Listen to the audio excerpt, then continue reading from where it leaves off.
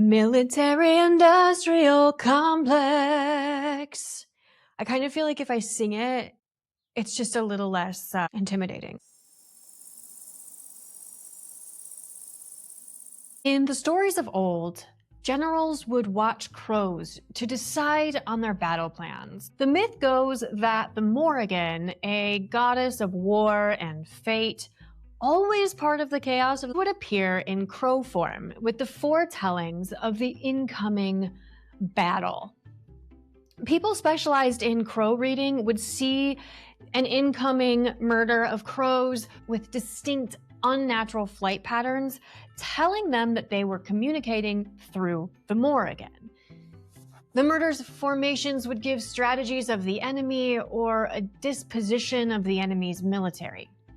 Crows at dawn indicated an upcoming conflict for the day, while a dusk appearance would signal that the armies should wait. A murder coming from the north warned the readers of supernatural interference in their battle, while a southern approach gave an indication that an advancement or an alliance was on the way. Of course, as carrion birds, crows are seen before and after battle, and the readers would also insist on giving them space before collecting their dead to thank the Morrigan for her help in the battle. These days, the crows are replaced by drones, the Morrigan's wisdom replaced by the military-industrial complex, and the post-battle kickbacks go to the heads of the war machine. And that's what I'm talking about today on EnvironMental with Dandelion. If this is your first time tuning in, hi, hello, I'm Ob, your host and the chief cultivator here at Dandelion. We're unpacking why the global sustainability transition is being systematically blocked and exploring how we can outgrow old paradigms holding us back. My team and I are the folks behind the curtains for the brands whose sustainability stories make a difference in the world. And you are the eco-curious baddie who's been called an alarmist hippie your whole life, and now that the world is literally burning, the I told you so doesn't feel like the flex we thought it would, does it? No. This one's going to be tough, guys. So as a reminder, the research, writing, recording, and editing, it all comes from me, little old me. So if you want to dive deeper into any of the information I use in my episodes, you can always find those in my show notes. Now, before we jump into this, I want to say that the topics I cover on this podcast aren't what the powers that be want you to know about. For real. This is the suppression and the shadow ban is real here, folks. So please help me people power this message by sharing the series and subscribing to the channel so you don't miss any of the future episodes. It honestly makes the world of difference, and it means so much to me and my team that we can continue to grow this channel and that you show up here over and over again. This is part 3 of the Extractive Tapestry series, where I'm answering the question, who is keeping the world unsustainable? We're singing today, so who is keeping the world unsustainable? In previous episodes, you'll hear me refer to this as the Shadow Architect series because I really thought that I would uncover these like little bits and pieces, the person here or there making little choices, and that it would be hidden and we would just be like red string mavens pulling on this string. But that's not what's happening at all, my dear. Oh, no. It's right out in the open. It's in manifestos. It's in deep money pockets. It's not shadowy at all. It's a decentralized, extractive tapestry of people who are bound together through connections that often span decades. So that's what I'm calling this, the Extractive Tapestry series. So far, I've covered the technocrats and the administrative gatekeepers. You can find those episodes in the show notes below. This episode is focused on the military-industrial complex. The military-industrial complex. Now, my focus is on sustainability, but it feels callous to talk about this topic without talking about the other impact of warmongering for profit. I found this episode hard to write because it's hard to learn about the carelessness of people in power, not just through the lens of sustainability, but to learn that the military-industrial complex and all the businesses around it places so much little to no value on life, even though the point is said to be the protection of people. I really don't find any mention of the value of human life into my research into this topic. In fact, I mostly found increasing money statistics coupled with cuts to veteran care and healthcare. And honestly, so I've navigated some of those cuts before myself. Now, I've shared this in past episodes, but I'm from a military family, and I was one of the thousands of Americans waiting for a phone call from Iraq from a family member. After they returned, I sat and listened to their stories and helped them with their rehabilitation. I helped find veteran programs for them, and I helped them get enrolled in a live-in facility where I was the primary contact. It was underfunded and it was under-monitored. That program failed and I was not contacted, which led to so much heartache. And for my health, I had to step away from close relationships that I haven't been able to repair even a decade on. My story isn't unique, and I'm a lucky one. It isn't nearly the tragedy of loss that so many others face every day. But you really don't hear the aftermath of what supporting the troops means from the civilian side very often, and that's the lens that I'm bringing here today. Because this isn't a call against supporting the troops. I just believe that protecting people also means questioning things like the influence that the military-industrial complex has on our culture. I don't believe in the senselessness of going to war on a hunch, and certainly not for the money. War has an immediate, heartbreaking, heart-wrenching, devastating cost, not just during war times, but for veterans and their families and for the people of the countries that they're in and the global citizens impacted by the destruction. A great documentary I suggest watching is called What I Want You to Know. It's from the point of view of the soldiers that returned, the impact the Iraq and Afghanistan war had on them, and how they see patriotism now. This is from the last war the USA was in, but right now, the US is back in Iran. People are fighting in Gaza. Ukraine is still defending its borders, just to name a few current events. And for what? And for what? And for what? Access to power? War is senseless. Oh my God, war is so senseless. Okay. And to bring it back to the topic at hand, the war machine has a larger greenhouse gas footprint than most of the countries in the world. In the hours and hours and hours I spent learning about it, I learned that that footprint is mostly to protect that footprint, not to protect the everyday person. So I'm going to do my best to share what I found with you in this episode, even though, honestly, I could probably make a whole series just on this topic. There are a ton of incredible researchers, writers, advocates out there doing that already, and so I put several of them in my resources document for you. Because even though I'm an environmental activist, I think the military-industrial complex is the largest threat to everything from the environment to equality to the life that exists on this planet today.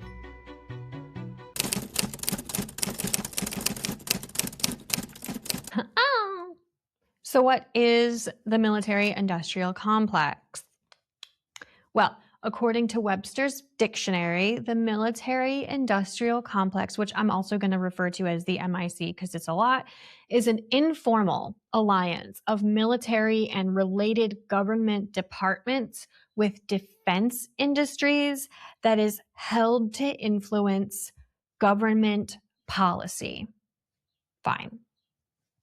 What Webster's does not say is that it is an intentionally decentralized, also includes regular business, not just government-sanctioned military industries, and it influences so much more than government policy.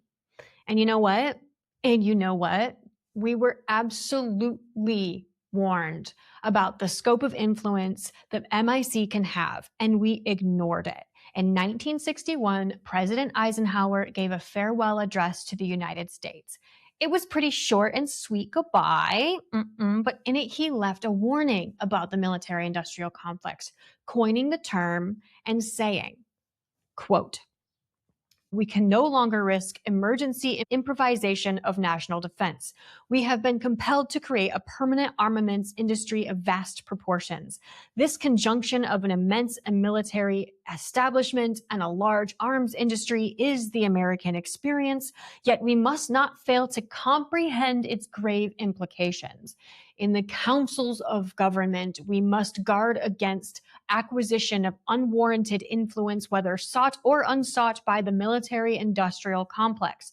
The potential for the disastrous rise of misplaced power exists and will persist." He had incredible foresight to warn us about a truth we are all paying for right now. War is big business. War is big business. And what do I mean by that? Okay, well, I went to handy dandy Google. My brutal Google skills are on point, thank you.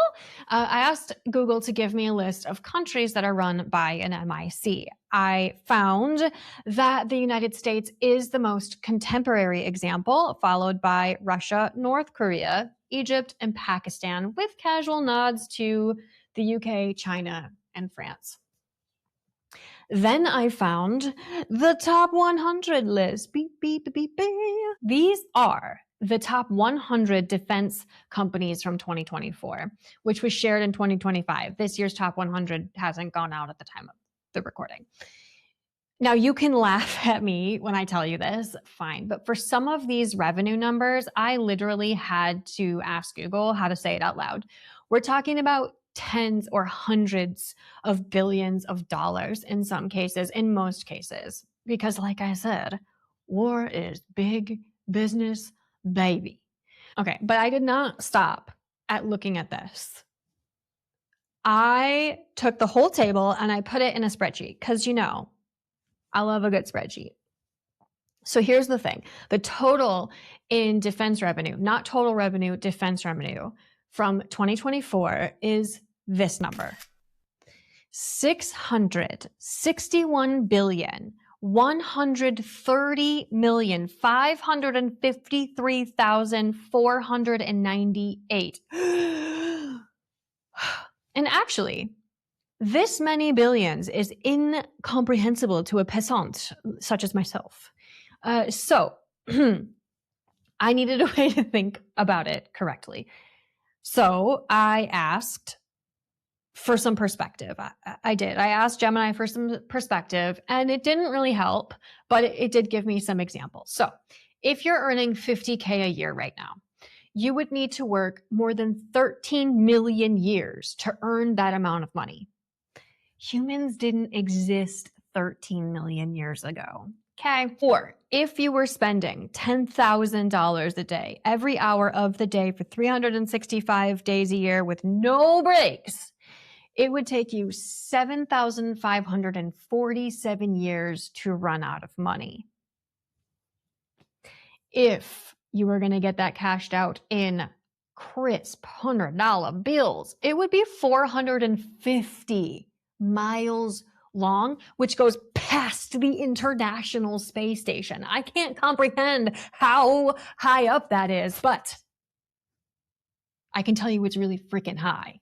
Okay. And it doesn't really matter because this amount of money can completely change the infrastructure, climate strategy, and the economy of the world overnight.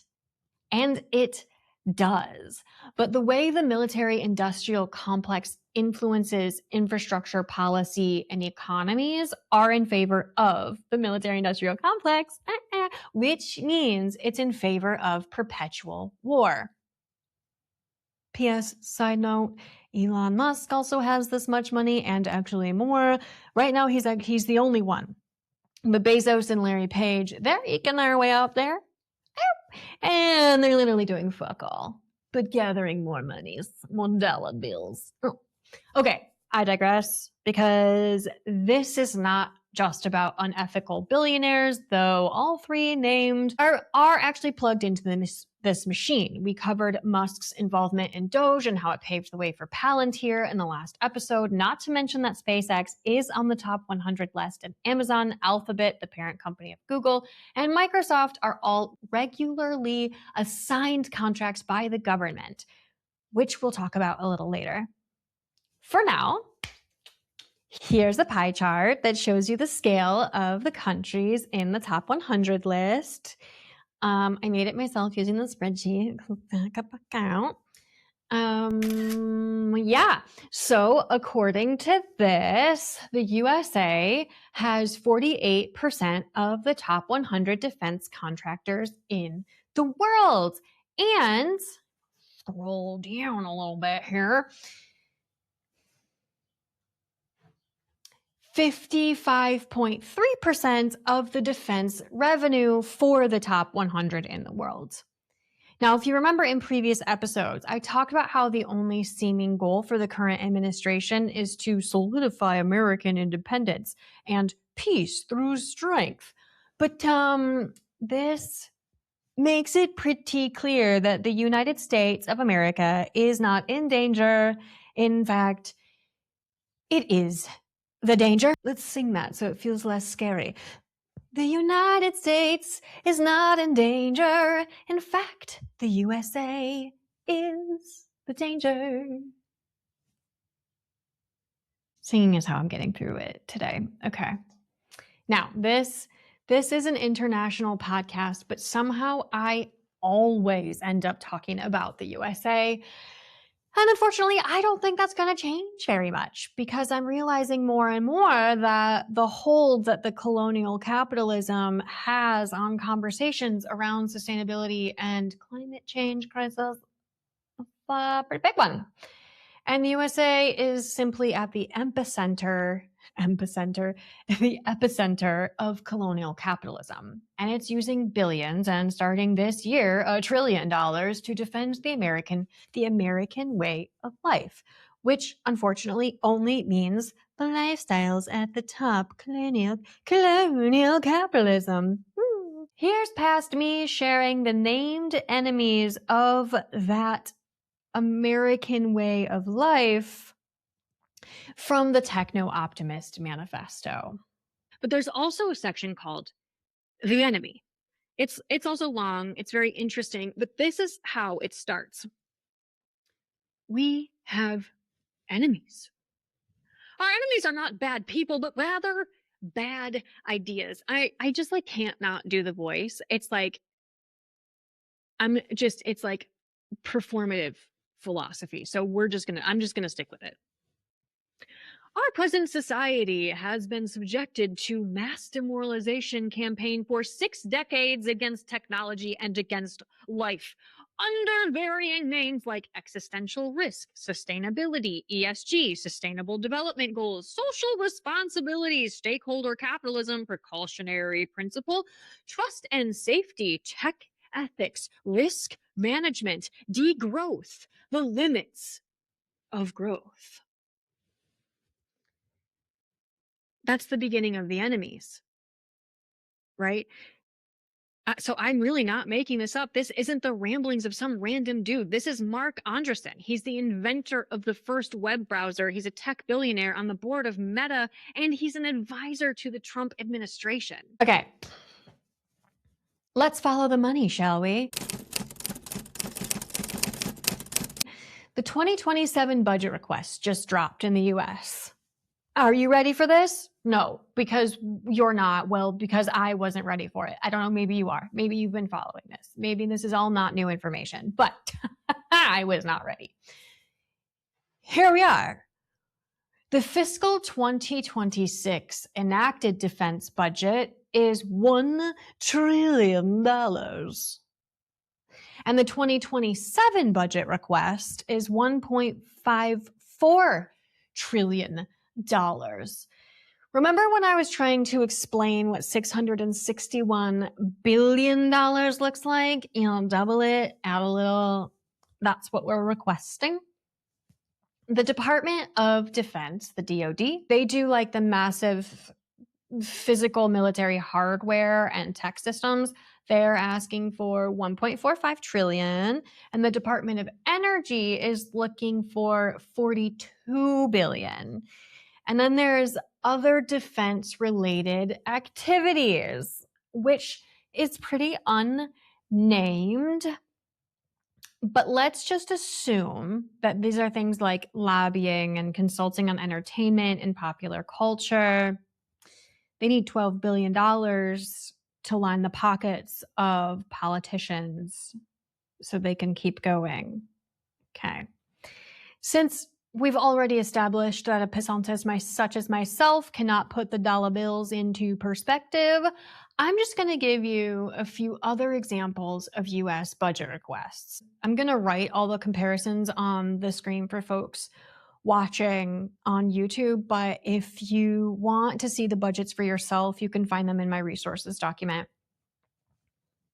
because I don't really want to make you look through all of those. Anyway, 1.54 trillion for defense. The budget request for healthcare in 2027 from the Department of Health and Human Services is $111.1 billion in discretionary budget authority. The renewable energy budget, well, that falls into the Department of Energy, which increased defense spending by 35%. And energy projects are down 100%. There's no solar, no wind projects. The energy innovations are cut. Tribal Energy Loan Guarantee Program and the Indian energy policy programs are totally gutted, and the emergency response is down 16%. But, petroleum reserve spending, that's up 38%. So, well, there's that. And the EPA budget, holy mother of gutted. From the 2027 overview document, the fiscal year 2027 president's budget for the EPA totals $4.203 billion, a 52% decrease from the 2026 budget.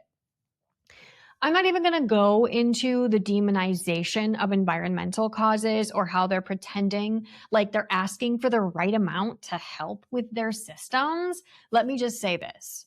The defense proposal requests spending $6.1 billion on a B-21 strategic bomber in 2027 alone. That's a stealth plane that drops nuclear bombs and has been in development for years and billions of dollars, okay?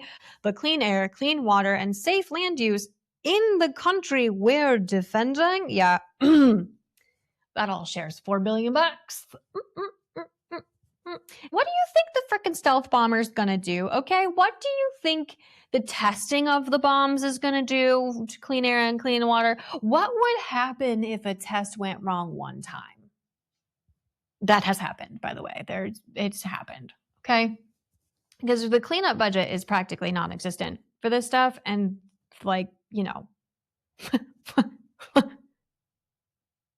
happens. Anyway, who pays for this? Who?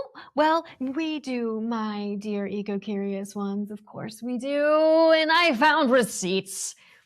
Okay, check this out. The average taxpayer in the United States in 2025 paid $4,049.35 for war and weapons, and $5,852.77 for health. And for energy and environment, it's like way down here. It's $394.22. Now, if you want to look, this is a very cool resource. I put the link in my resource documents, but you can actually find your own state here. This is ipc-dc.org. And Go look at it, go play around with it. Obviously, we won't be able to see the receipts for 2027's budget until 2028. But I can tell you right now that based on the proposal, that health and the environment are going down while defense spending goes up. Again, because that's how it works. Budgets are proposed, and then we, the people, pay for them. They're proposed by our representatives, but do you like what you see in this budget? Because I don't. I hate it, and I didn't vote for this. At least I didn't vote for it intentionally, but it happened. So how did it happen? How did we get to a reality where a single stealth bomber costs more than our entire clean water enforcement initiative? The trend is long, right? You can follow it back to what Eisenhower saw at the end of World War II. But if we can pinpoint one event, it is a secret, mysterious dinner between the Secretary of Defense and the US's largest defense contractors. It's story time! Sorry, I know, I told you, I gotta sing. I gotta sing through this one. Singing calms your nervous system. In 1993, the Cold War had just ended, and the defense budget was shrinking year over year. So the Secretary of Defense at the time, Les Aspin, this guy, he sat down to dinner with the CEOs of the top 25 aerospace firms and then Deputy of Defense William Perry. This guy. Perry showed the 25 business owners how the defense budget was coming down and essentially gave them a brutal ultimatum: consolidate or die. This is an event known as the Last Supper. Not that Last Supper, not that one, but essentially the Last Supper in the defense world, because that single dinner triggered a violent wave of corporate mergers. Dozens of independent engineering firms collapsed into this highly concentrated monopoly system that we see on that top 100 list today. Lockheed Martin, Boeing, General Dynamics, Northrop Grumman, and Raytheon. These are known as the Big Five. Although in this year's top 100, there are only 5 of the top 7, because there is one from China and one from the UK also in that top 5 list. As they were consolidating, they realized that to guarantee their permanent multi-billion-dollar survival in a post-Cold War world, they couldn't just wait around for sporadic wars. They had to systematically engineer a permanent state of global threat and resource dependency to justify their cut of the people's pie. Now, I know that it's story time, so I'm saying this a little dramatically, but if you read the interview with this guy, the former CEO, Norman Augustine, he says the same thing, but it's way longer winded, and he talks about how it's a total no-brainer. Like a total no-brainer to just become a warmonger. He's yeah, it's just kind of, look at him. He's that's what we've done.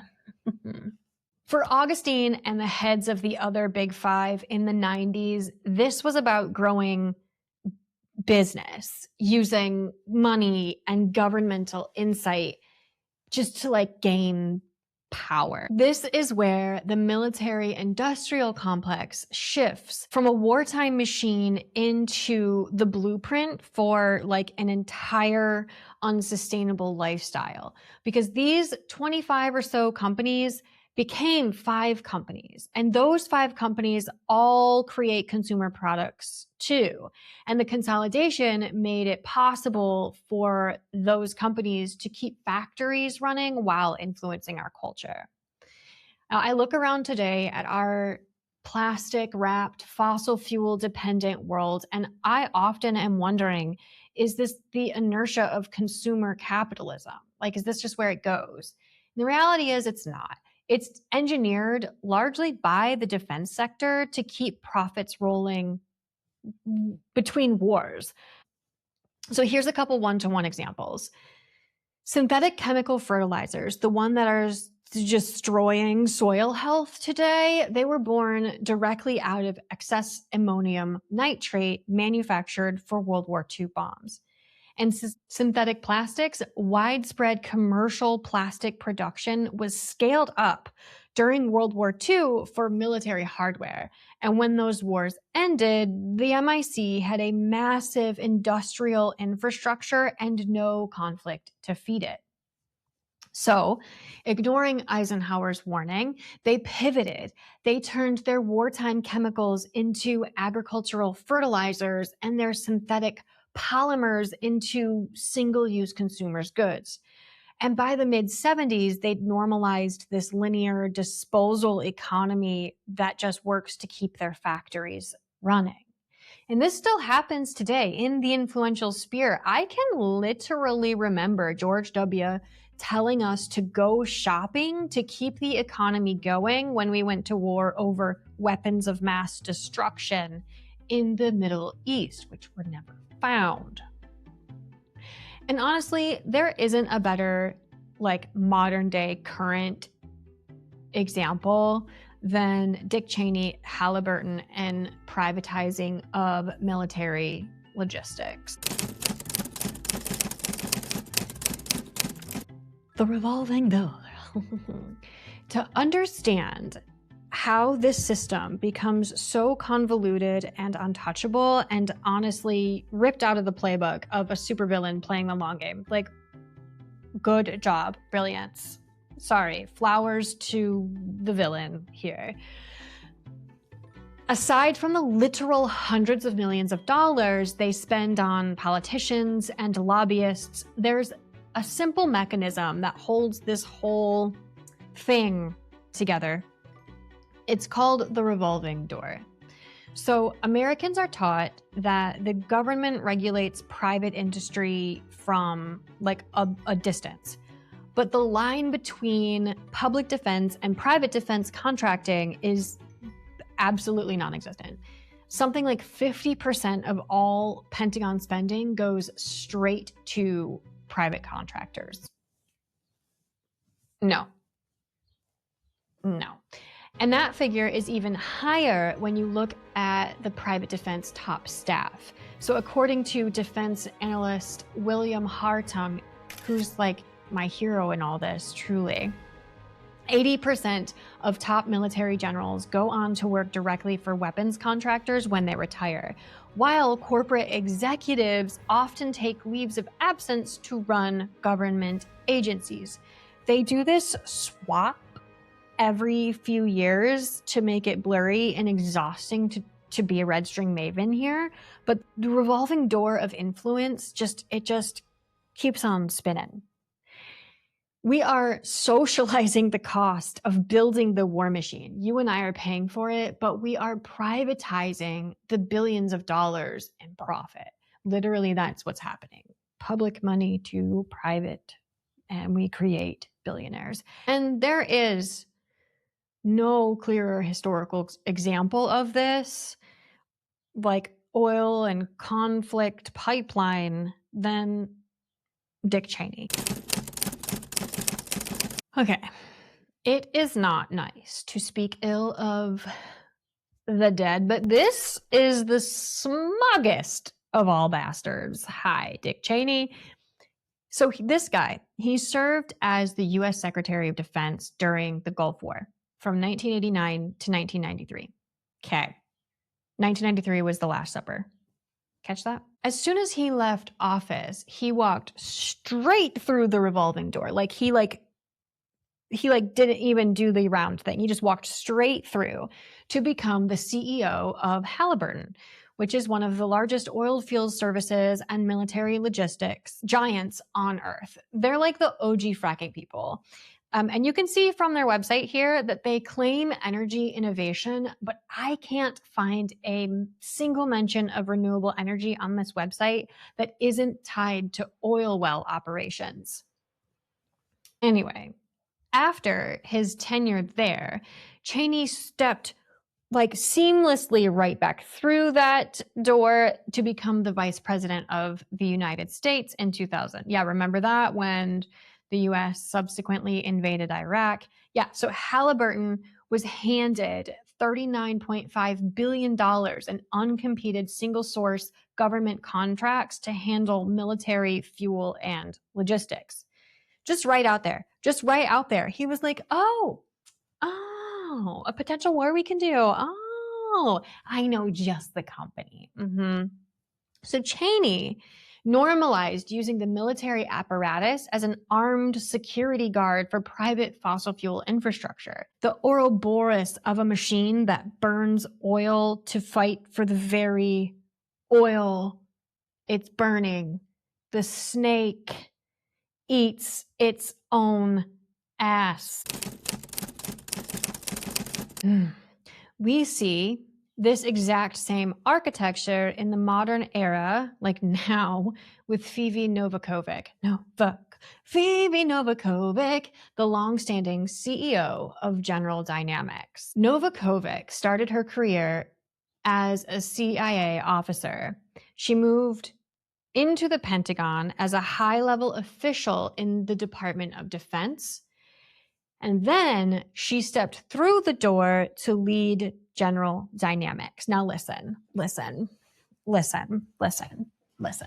We love to see a woman step up to the throne. So flowers there. But personally, I could do without this particular throne. Because for Phebe Novakovic, the business of war has been good, honey. All right, Novakovic brings home $25.9 million a year in total compensation. See this number here? Oh yeah, look at that. Up. And if you want to pull the string on that, check out this Simply Wall Street, because they're not doing this through innovating. General Dynamics is doing it through buybacks, executive payouts, and expanding heavy, hyper-polluting hardware like tanks and nuclear submarines. Now, their most profitable flagship business units are locked into heavy carbon manufacturing. So their combat systems division and their marine systems division. I know, blah, blah, blah, blah, blah. They make tanks and subs, okay? Sometimes I just get so wound around, the details that I forget that, that's not what we're here for. Sorry. Here's the catch, though. When a defense company like General Dynamics locks in a multi-billion-dollar government contract to design and construct tanks and subs, those machines have an operational lifespan of 30 to 40 years. They run extensively and exclusively on fossil fuel logistics, just the way that Halliburton loves to see it, baby. This means that every time Novakovic signs a contract to build a new weapon system, she is legally binding and locking global governments into maintaining fossil fuel supply chains deep into the 2050s and 2060s. That's just today when she signs those. I'm sorry, but what? This pissed me off, because by the 50s and 60s, we're going to be lucky if we are not living in a Mad Max world fighting over gas and mother's milk and water. Guys, if you haven't watched that 5-part series lately, I definitely recommend a revisit starting in the 80s one, because that's what we're working with here. That's what we're working on. There's more. If you think the buck stops at heavy steel tanks and submarines, you are missing the newest threads being woven into this extractive tapestry. Okay? The traditional military-industrial complex used to depend entirely on physical hardware. Today, that's mutated, though, into what is now being called the digital military-industrial complex.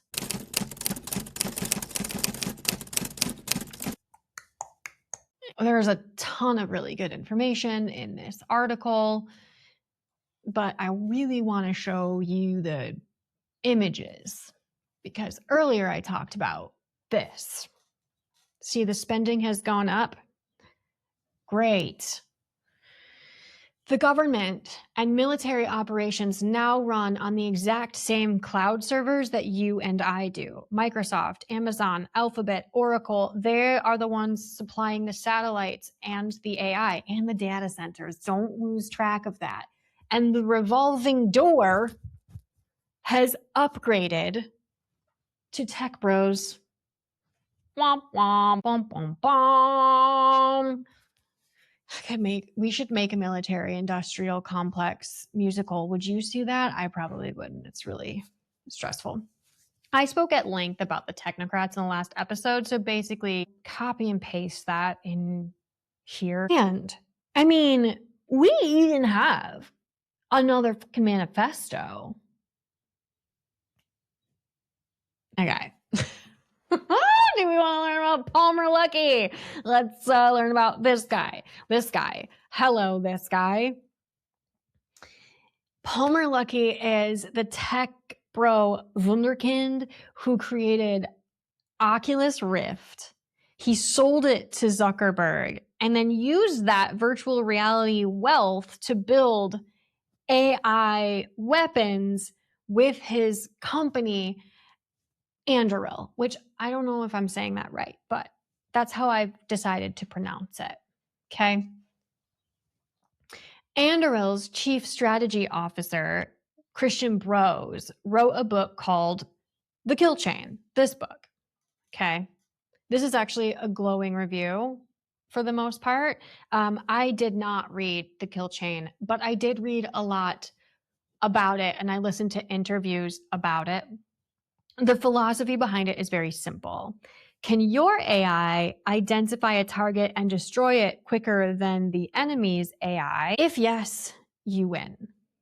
Anduril builds automated decentralized AI mesh webs, software called Lattice OS, that links drones and surveillance towers to automate lethal force.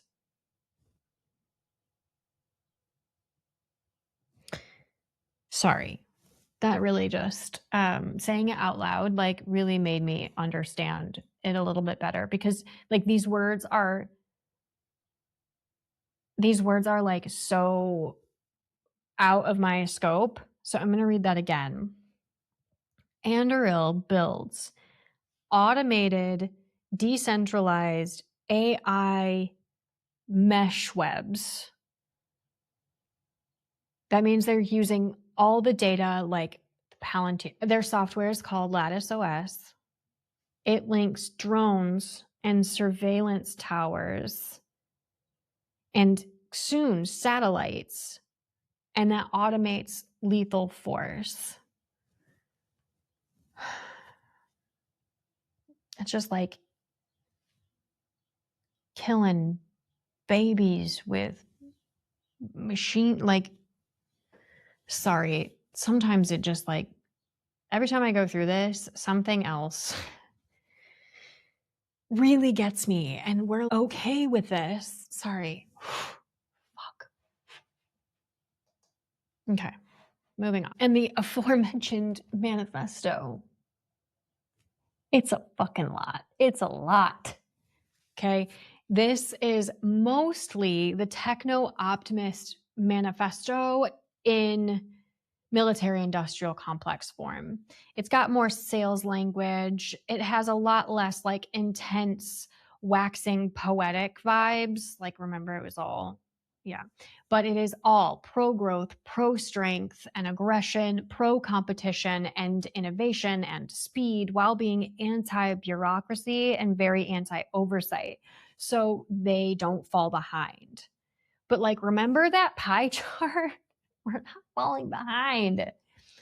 I think the main point that they really want you to know is that the big five move really slow and they make a lot of money.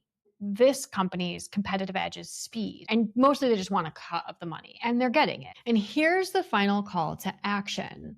There's no secret government silo of advanced technology that will save us if war breaks out. You must build it. If you have read this far, you care deeply about the future of our collective defense. Help us to reboot the arsenal of democracy and make the future safe, prosperous, and free. I mean, maybe it... Okay, so maybe it doesn't exactly have like less waxing poetic than the Techno-Optimist Manifesto. Okay. Also, if war breaks out, here is synonymous with when we create war. But it's all wordsmithing with these guys. They're sales guys. Okay. I know it. With this section's title, you're probably like, oh no, there's more. The cultural gaslighting, please. Because, okay, this is all going on in the back end. If there were shadowy people doing shady backroom dealings, these guys and their Epstein-esque middlemen, it's these guys, okay? How does a system this destructive, this hyper-polluting, and this profoundly anti-life maintain its grip on the public? How do they get a democratic public to willingly hand over $1,000 a year just to weapons contractors and only giving $6 a year to renewable energy? They do it by completely infiltrating and normalizing the importance of the military-industrial complex within our culture. First, they use the jobs gaslight. The weapons industry intentionally decentralizes their manufacturing. They build a wing in one state, an engine in another, just a little bolt in a third, cut, copy, paste, over 47 states. This intentionally spreads contracts across the different states. The classic example of this is when Lockheed Martin designed the supply chain for the F-35 jet. This one.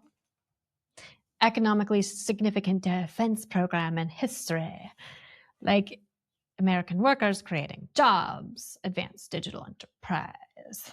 If a local politician tries to vote for a carbon tax or a defense cut, the military-industrial complex threatens to pull out the factory and screams that that politician is destroying local livelihoods. It's literally economic hostage-taking. Now, I've talked about him already because he's my hero. I listened to several interviews and webinars with William Hartung, and in every single one of them, he talked about how the rhetoric in the MIC is that they create all these jobs more than any other industry. Well, they have the most funding, so they should, but in truth, if we invested in renewable energy or education, it would produce many, many, many more jobs. So don't believe that bullshit. We have to just invest in other things and more jobs will come. That's how it works. That's how that works. Secondly, and I think this one is kind of devastating, like it's in a bit more pervasive. The MIC manipulates our entertainment. The Pentagon, sort of et al., literally consults on Hollywood movies, but only if they get to manipulate the script to make the military look like flawless heroes fighting abstract, shadowy bad guys, rather than the real human beings trying to protect their homelands. They normalize this high carbon, high force lifestyle as the definition of heroism. The most recent mega example of this is 2022's Top Gun Maverick. But you will see this influence throughout the Bourne Identity series, James Bond movies, Iron Man, The Adventures, essentially all the white-centric, sexy good guys with skills and gadgets fighting bad guys who are practically always dark. These are the big ones, but there are literally thousands from the past 30 or 40 years, probably longer. And this has a wild thing about it, right? Because there's always a savior, and it's always an elite, a soldier, a superhero. It's never like you and me. It's never the group of critically thinking people who want to try diplomacy or like good therapy or proper support to the bad guys who are often like survivors of childhood trauma or in search of revenge for something arguably as bad as they're doing now. Because that's not a spicy narrative. We're not spicy narratives, guys. We don't want to teach masses of people their rights. It's all bang, bang, dead, violence, more trauma, another generation of good guys and bad guys created, right? Like this desensitization to reacting with violence is intentional and real. It makes us scared and helps us decide that we can definitely spend more on defense, especially if it makes sure that Jason Bournes of the world can save us again, because it's one dude saving stuff. Again, just please watch the documentary, What I Want You to Know, for what a real hero's story actually looks like. Okay, that's how the industry influences our politics, our jobs force, and our entertainment. But what about the business sector? Sure, the industrial part of the industrial complex is there, and they use the businesses that we do, but it's even deeper.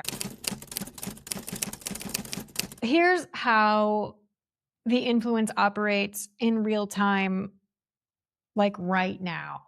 In May of 2024, the Washington Post published a WhatsApp leak. Yes, it's 2 years ago, but it's highly relevant right now. Actually, right now. A private WhatsApp chat log was exposed containing some of the nation's most prominent business leaders and financiers. This includes people like Daniel Lubetzky, the founder of Kind Snacks, hedge fund manager Bill Ackman, and tech billionaire Michael Dell. I hate them. I hate them. It's always the billionaires. Anyway, this leak revealed that the billionaires held a private Zoom call with New York City Mayor Eric Adams. So they discussed making major political donations and pressuring the university president to allow the NYPD to violently dismantle protesting students at Columbia University. The WhatsApp group was explicitly formed to change the narrative in favor of Israel using the massive financial leverage. I'm going to let that sink in for a second, because the same corporate and financial class that funds the technologies of war abroad is using their money, their private text threads, and the city police forces to suppress democratic dissent at home. And they got caught this time. But this isn't just happening in a conversation 2 years ago. This sneaky link between Israel and the United States is also hidden in Section 224 of the National Defense Authorization Act right now. To quote The Guardian in this article, this section of the bill alone would mean committing to bilateral research and development, co-production of weapons, joint ventures, licensing agreements, and an unprecedented integration of the US and Israeli weapons industries.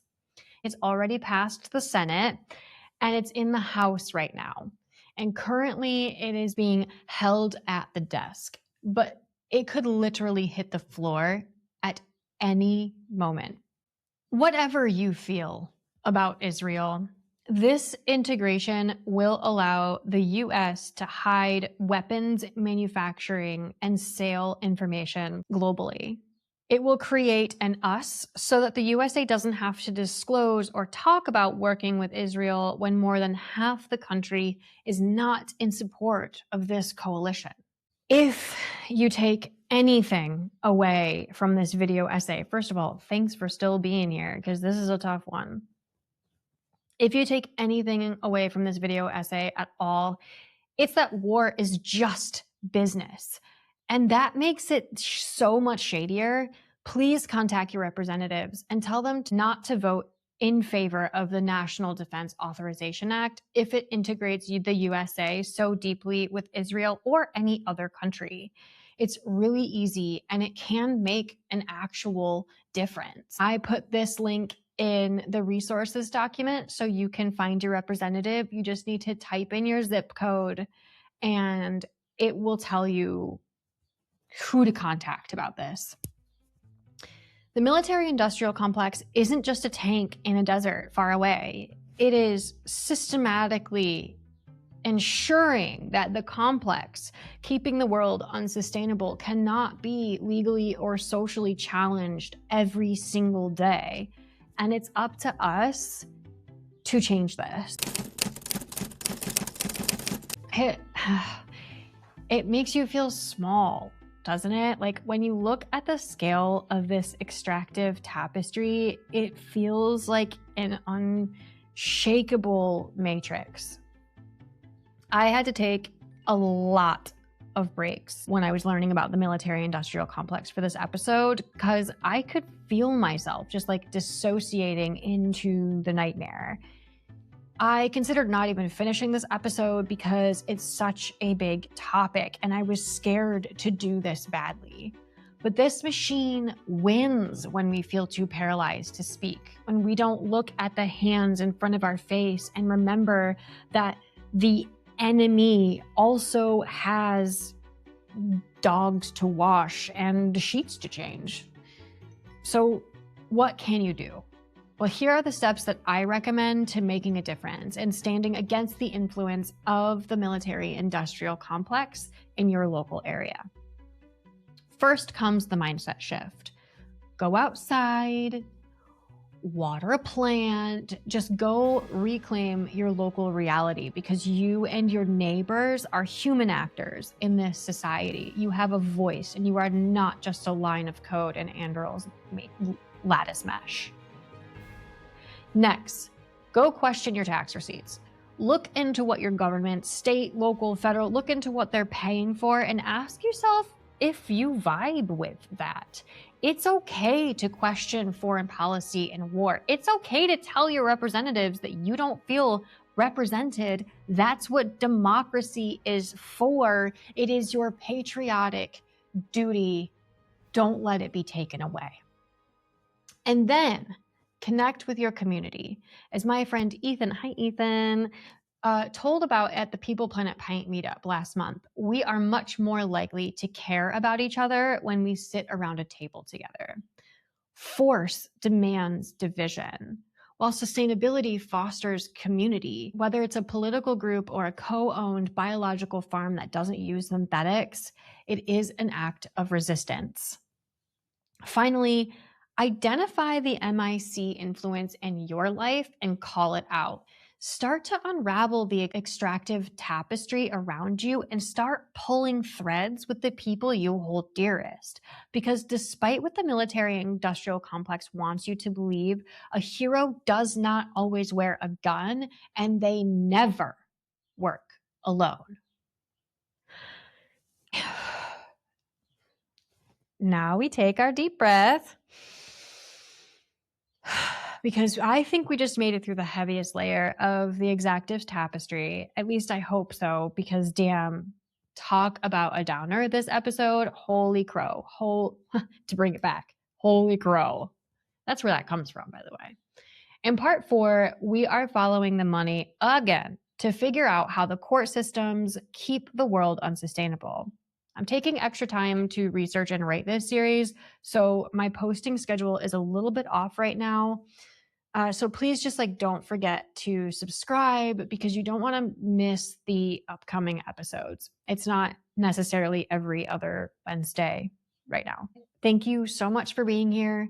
And if no one told you lately, thank you for the work you're doing, especially if that work is on yourself. I'll see you next time. Bye.